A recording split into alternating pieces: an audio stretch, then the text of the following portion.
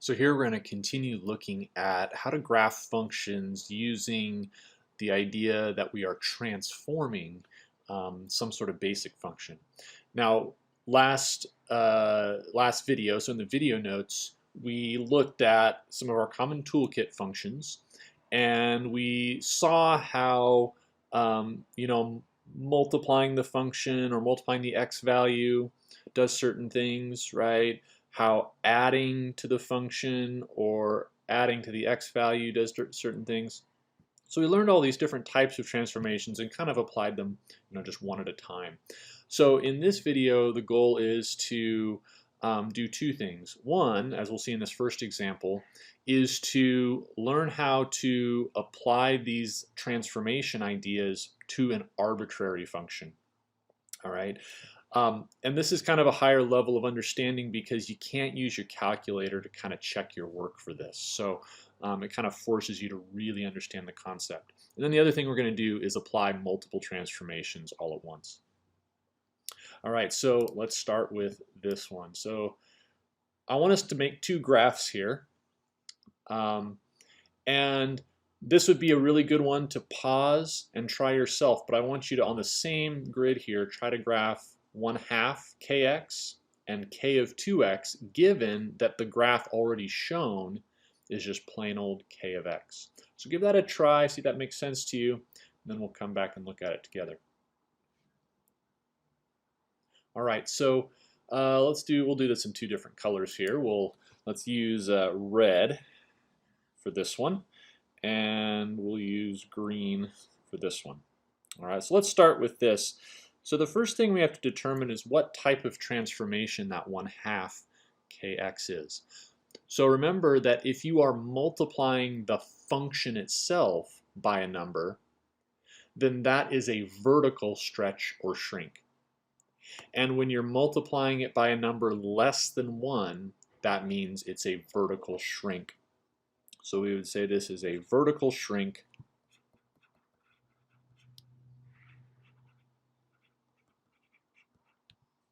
by 1/2. And since it's vertical, right, it's acting on y values.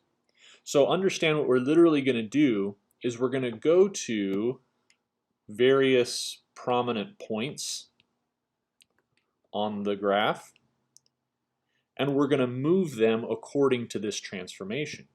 So if this basically multiplies all the y values by 1/2, then I'm just cutting all these in half. So this point goes here, this point goes here. Of course, cutting 0 in half does nothing, so we're still right there. Multiply this by 1/2, it goes down to 2. Multiply this by 1/2, it goes to -1. And so this gives us what we want, which is definitely this idea of a vertical shrink. Oops, kind of missed that a little bit. Sorry. All right, so that's that first one. Okay, what about the green one here? So notice that we have a 2, but it is happening to the x, not the function itself, right? So if your multiplication is on the x, that's affecting horizontally because x is our horizontal axis, right? So we would say that this is a horizontal, and then remember the horizontal ones are kind of the opposite that you'd expect. So the numbers that are bigger than 1 actually create a horizontal shrink, and numbers that are smaller than 1 create a horizontal stretch. And remember, the way we kind of thought about this in the last video is that things are happening twice as fast. Okay, so the x is kind of telling you when certain y values are occurring. And so if I am doing something to the x, it's saying, well, if I'm multiplying it by 2, I'm saying things should happen twice as fast, right? So the way to think of this is, if I start with this point here, instead of happening at x equals 3, right, it should happen sooner, right, at 1/2. Okay, so I'm literally dividing it by 2. Instead of this y value taking place at x equals 2, it should take place at x equals 1. It should happen sooner. Okay, of course 0 like with the red graph, stays put, right? Divide 0 by 2, you get 0. And then dividing -2 by 2, you get -1. And dividing -4 by by 2, you get -2. And so you can see that we, in fact, get this horizontal shrink. Oh, I'm sorry. That was a silly mistake. I started looking at the red graph there, so I apologize. Let's see here.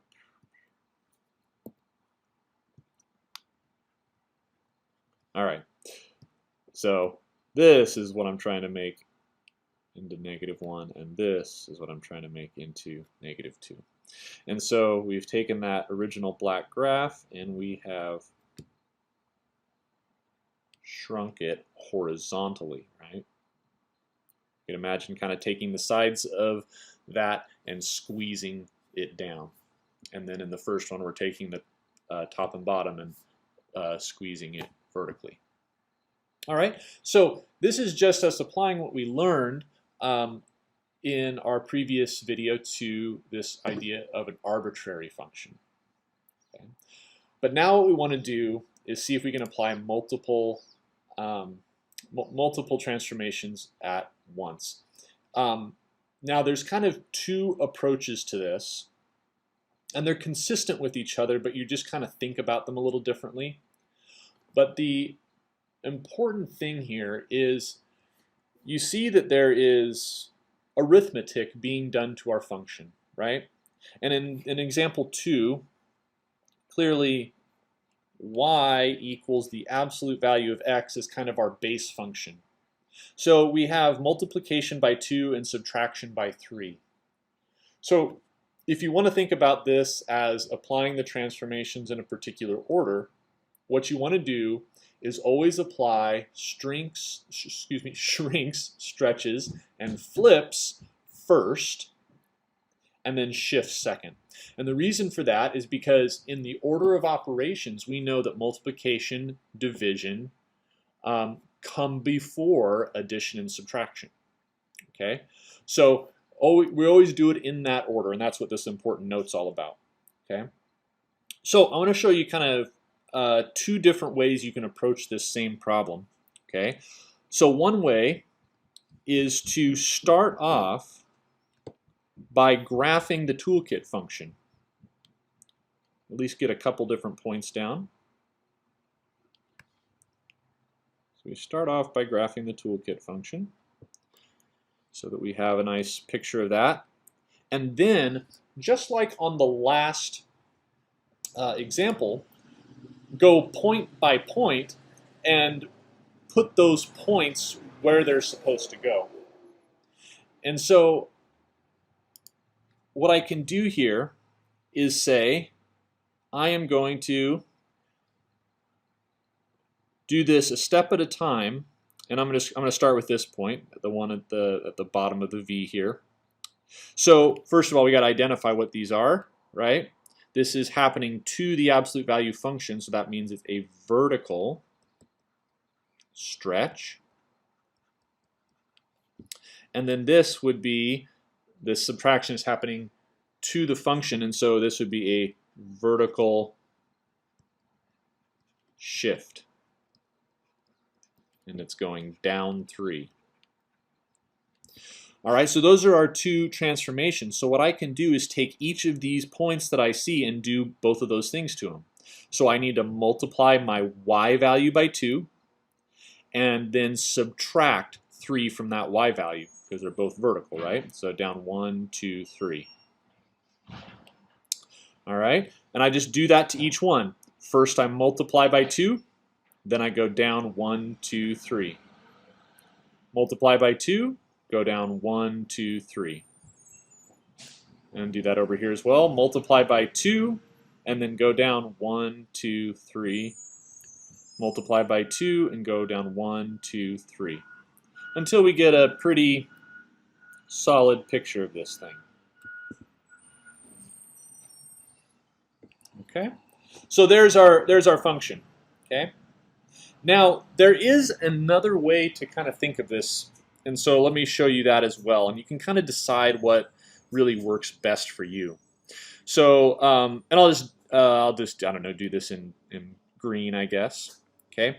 So the other way to approach this is to say, this bottom point here is kind of the most important part of that absolute value graph, right? So one way to approach it is to first say, where does this most important point go? Okay.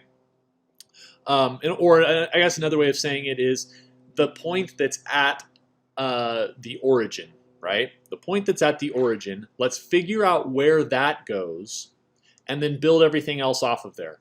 Okay. So I know that the multiplication by 2 does not affect the point at the origin, but shifting down 3 does. So my first step is just to take this and stick it down here instead. And then from there, I've kind of taken care of the vertical shift downward for the whole graph if I think of this as my new starting point. And so now I just have to ask myself, like, okay, what would absolute value normally do from this starting point? Well, normally it goes over 1, up 1. But if I have a vertical stretch, what should I do? Well, I should go over 1, up 2. Normally it goes over 2, up 2. So what should I do? I should go over 2, up 4. Right? So you see how, of course, we get the exact same graph, right? But instead we're kind of saying, let's start with our origin point, kind of make a new origin, and then go to the appropriate places based upon our stretch or shrink from there.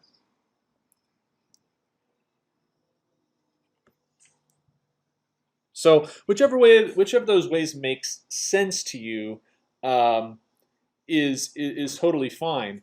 The one thing you have to avoid is saying, I'm just going to shift all the points down 3 and then multiply them by 2, because that's in the wrong order, right? What I just did is different than that. I said, okay, where's my new starting point? And then from that starting point, if I apply stretches and shrinks correctly, then I'm going to have everything in the right place. All right, let's do another example here. So we have the square root in this one as kind of our base function, right? Y equals the square root of x. So let's go ahead and just sketch that as kind of a reference point. So we know it goes over 1, up 1. The next important point is when you go over 4, because the square root of 4 is 2. And then when you go over 9, you go up 3, because the square root of 9 is 3. And so those are kind of the 4 points, remember, that we want to pay attention to when it comes to the square root graph. All right, so fix that a little bit. All right, so to apply the idea of just kind of going through and applying each transformation in the proper order, let's start with our origin here. So we've got what? A vertical stretch, right? I know it's a vertical stretch because it is outside the function itself. Now this negative is inside of the argument of our function. It's with the x, so this is a horizontal flip. And then our minus 3 here is a shift down, right? It's a vertical shift because it's, again, happening outside of that square root. So let's go through each of these points here. So I know that the vertical stretch does not affect this because it's at y equals 0. 2 times 0 is 0. The horizontal flip also doesn't matter because it's at x equals 0, right? The negative of 0 is 0. And so the only thing that affects it is the minus 3. So I'm going to go down 1, 2, 3. And so that point goes there. All right, but it's when we get to these 3 points that things get more interesting. So I am going to stretch by 2 in the y. And then when I horizontally flip, that makes it jump over to here, right? So instead of being at x equals 1, it's now at x equals negative 1. And then shifting down 3 takes me down 1, 2, 3. All right. This one here, it's at y equals 2. The vertical shift brings it up to 4. The horizontal flip takes it from 4 all the way over to -4. And then the shift downward 3, 1, 2, 3, gives me the point right there. And then, same thing, multiply by 2, takes me up to 6. Horizontal flip goes from 9 all the way over to -9, and then down 3, 1, 2, 3. And so there is our transformed square root function. Now, one thing that you can definitely do is apply that other method that I showed. And remember, that is take the origin and put it where it's supposed to be first, right? So the flip and the stretch doesn't have any bearing on it, but shifting down 3 puts it there. And then from there you can say to yourself, okay, what would normally happen with coming off of that origin, and then how does what transformations occurred affect that? So normally I would go right 1, up 1. But instead of that, because I have a horizontal flip, I need to go actually left 1. And because of the vertical stretch, I need to go up 2 instead of up 1. So that puts a point there. Normally I would go over 4, up 2. So now I need to go left 4, up twice as much, so 4. Normally I'd go right 9, up 3. So now I need to go left 9, up 6. Right? So you can get that same exact graph. You just kind of think about it slightly differently. Again, in their essence, they're equivalent to one another, those two methods, but it's just kind of a different way of thinking it through. All right, so in example 4 here, I really want you to try this on your own. Just make a guess. You don't need to take very long doing it, but I want you to guess based on what transformations you think you see here, what you think this graph should look like, and just sketch it on your paper real quick. All right, so now that you've paused and sketched it on your paper, let's take a look at the graph of this thing.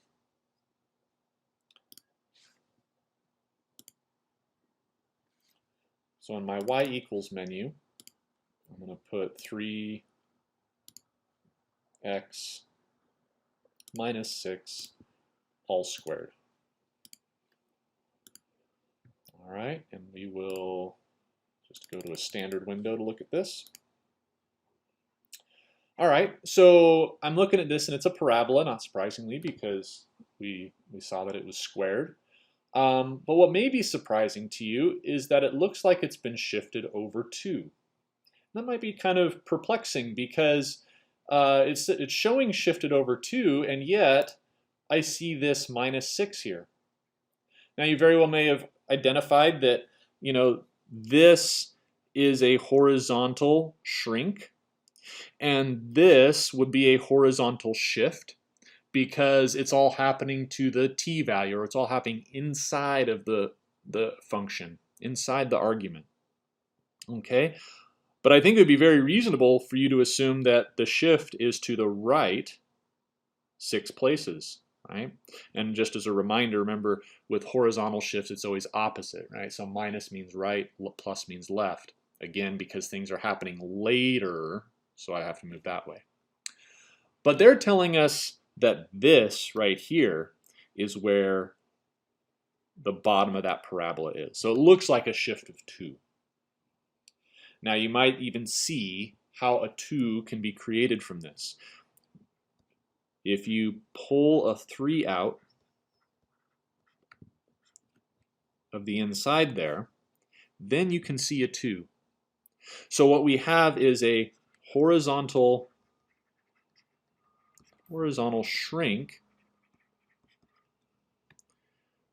by 3 and a horizontal shift to the right 2 places. So what this does is it gives us this important principle we got to remember. If you ever have a horizontal flip or stretch or shrink combined with a horizontal shift, the argument must be factored. Okay, it says factor the argument in order to see the transformations. Otherwise, your eyes will kind of deceive you. Okay. Now, just to kind of finish this out, though, we know that a parabola, or just basic y equals x squared graph, right, looks like this.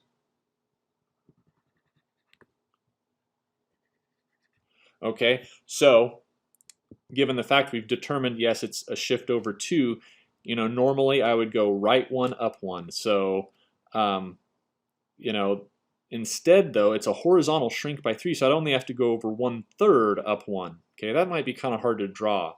So what I'm going to do instead is just look at, okay, normally when I go over 3, I go up 9.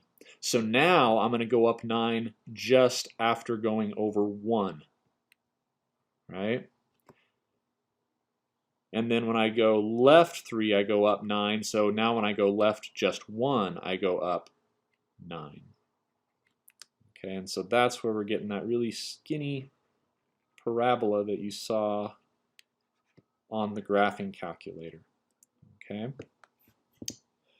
Basically, the same y values are happening 3 times as quickly, essentially, in the x. All right, but remember this principle, right? Remember this principle. You've got to have the argument factored in order to see the true shift. This is going to be really important in your next class, by the way, but also you'll encounter it here as well. All right, so here's a good opportunity for you to pause and then try to apply these ideas of multiple transformations to that same graph we started this video with. All right, so give this a try yourself first, definitely. These two different graphs, and when you unpause, we'll come back and look at it together.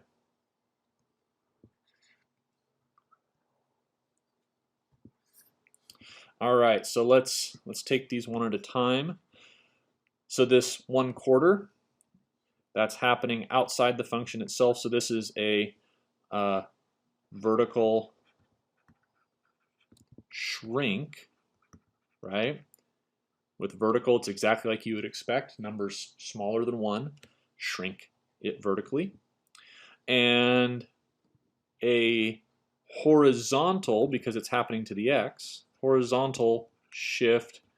And remember, horizontal shifts are always kind of the opposite you might intuitively expect. So -2 means right 2.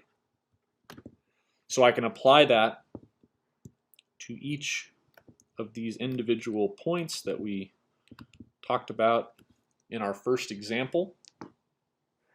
So let's see, we are multiplying the y values by 1/4 and shifting the x values to the right 2. So I'd just simply say, all right, 1/4 times 4 is 1, and then right 2.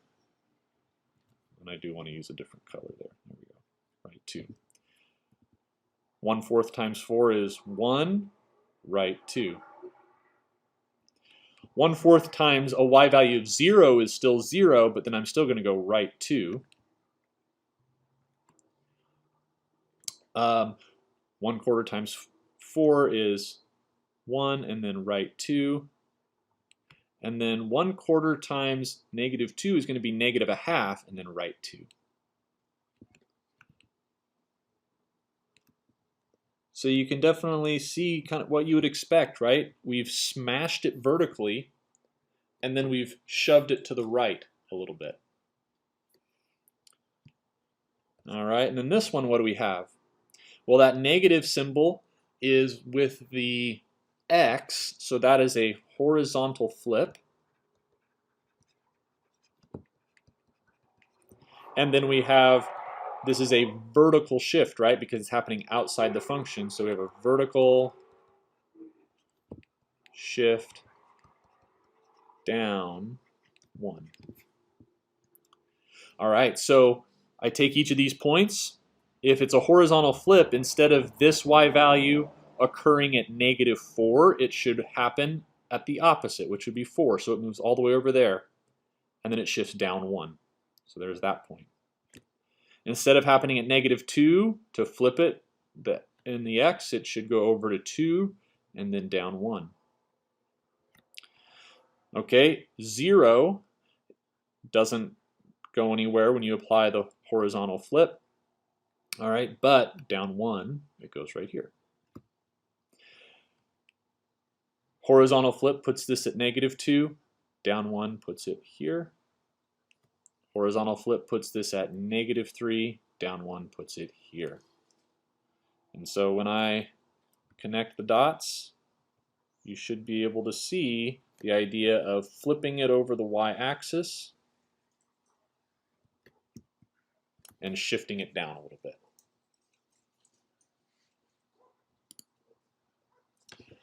All right, last one here is kind of a toughie. I'm asking us to apply a whole ton of transformations to this thing. So this is another one I'd like you to pause it, do your best. And this is one of those where, hey, if you get this right on the first try, you really understand this. If you're still struggling a little bit with this one, it's okay. You're just going to need to practice a little bit more. All right. So give it a pause, and then we'll be back in a second to talk through it.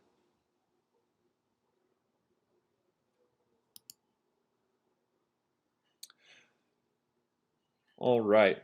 So, one thing that may not be a terrible idea, I got this one on 2 separate graphs, but it may even help you just to go ahead and sketch what's already there, right?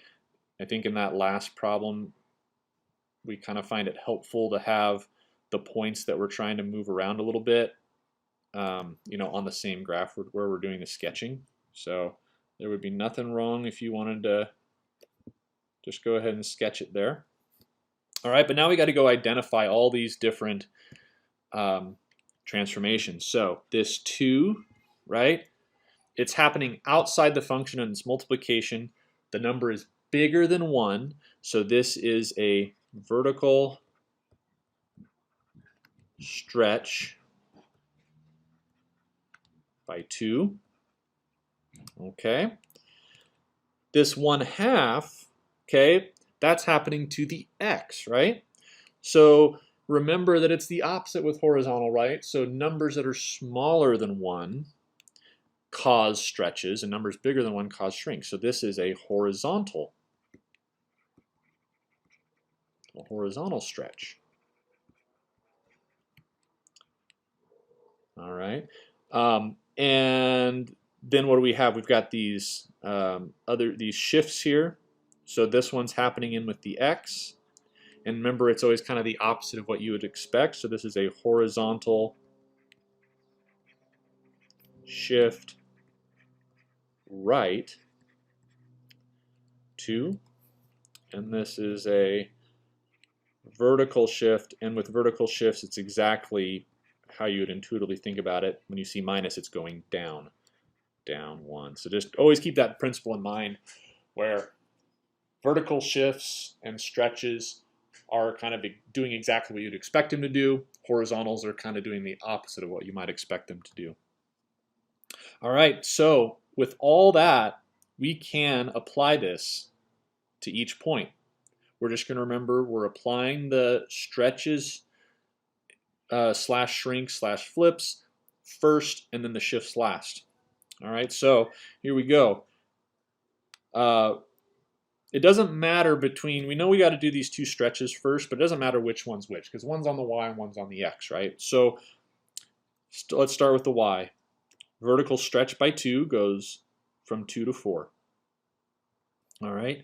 Horizontal stretch goes from 4 to 8, right? So I'm multiplying my x's by 2, or you can think of it as dividing by a half, right? Because with horizontal, we divide by the number that's here. And then we have a shift to the right by 2, so 1, 2, and then a shift down 1. So this point ends up right here. All right. Let's do the same thing here. So a vertical stretch by 2 goes from a y value of 4 to a y value of 8. A horizontal stretch goes from -2 to -4, so doubling that x value. The horizontal shift to the right 2 goes back 1, 2 to the right. And then the vertical shift down 1 takes me down here to 1, or down here 1 to 7. All right, let's go with this one here. Stretch the y value by 2 from -3 to -6. Stretch horizontally takes you to 2. Then shifting to the right horizontally takes me 2 more this way. And then shifting down 1 puts me there. All right, you can kind of see this thing taking shape now. One last one. Stretch by a factor of 2. Doubles the y value. Double the x value out to 6. Shift it to the right 2, and then shift it down 1. And so if you got this picture, then you really understand this quite well. And like I said, if you don't, it's not time to panic, just time to practice a little more, that's all.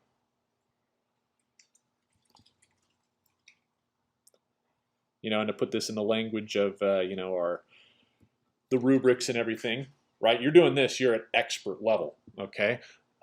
If you can kind of do everything else, but you struggled with this one, you're definitely at least at proficient level. So you're still doing fine, but definitely worth practicing up some more.